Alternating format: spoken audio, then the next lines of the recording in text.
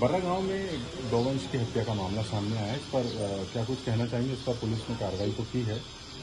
ये हमारे गांव के लिए बड़ी दुखद घटना है। हम सब लोग बड़े व्यथित दुखी हैं कि हमारा गांव आज से नहीं बरसों से धार्मिक वातावरण में रहा और हमारे गांव को आदर्श ग्राम का बहुत पहले दर्जा मिला जनपद छपारा में। आज पूरा गांव शोक में है, दुखी है कि हमारे गांव में जो अहिरवार परिवार रहता है उस परिवार में सिर्फ एक बूढ़ी वृद्ध माताजी रहती हैं और उनकी बहू रहती हैं विधवा। सास बहू दोनों रहती हैं। पूरे गांव से उनका पालन होता है। पूरे गांव के लोग उनको सहयोग देते हैं, साथ देते हैं।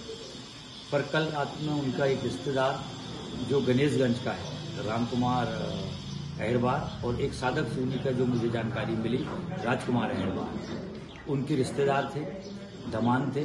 और दमान चूंकि सास बहू रहती थी तो अक्सर उनका आना जाना होता रहता था, पर इतना ज़्यादा भी नहीं होते रहता था। वो पिछले दिनों कहते हैं आए, 4-5 दिन से यहीं पर थे और उनका चूंकि यहाँ से बरसों के रहवासी हैं वो, और उनके 2 बेटे थे। एक बेटा शांत हो गया, एक बेटा उनका भिलाई में रहता है। बड़ा परिवार था पर करीब 30-35 सालों से वो यहाँ पर सास बहू अकेले रहती हैं।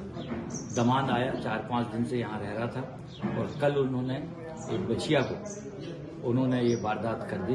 पूरा गांव शोक में है, दुखी है, पीड़ित है। मेरी तत्काल जिले के एसपी से बात हुई, टीआई से बात हुई, उन्होंने तुरंत कार्रवाई किया। हमारे गांव के ही 2-3 लोगों ने आते जाते जब आहट सुनी कि यहाँ क्या हो रहा है खोली के अंदर, तो उनको शंका हुई और उन्होंने रात्रि में ही टीआई को फोन लगाया।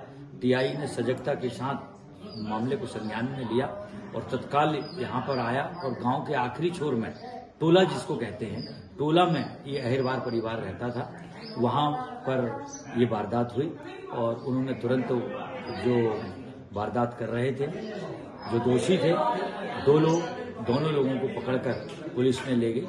एसपी से मेरी चर्चा हुई।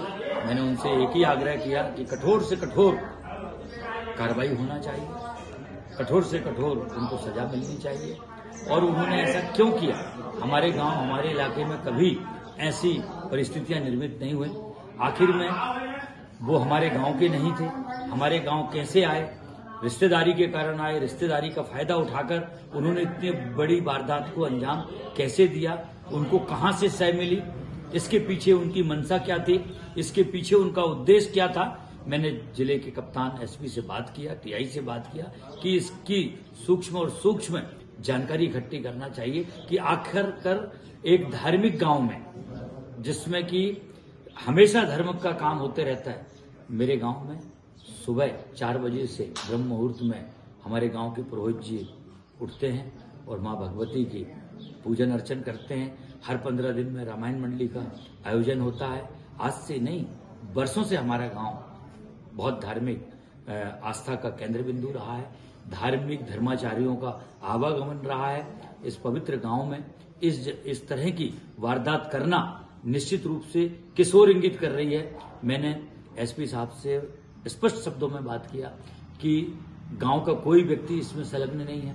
बाहर के लोगों ने आकर रिश्तेदारी का फायदा उठाकर ये वारदात को किया है। इसकी जांच होना चाहिए और आरोपियों पर सख्त से सख्त कठोर कार्रवाई होना चाहिए। ये मेरी शासन से अपील है।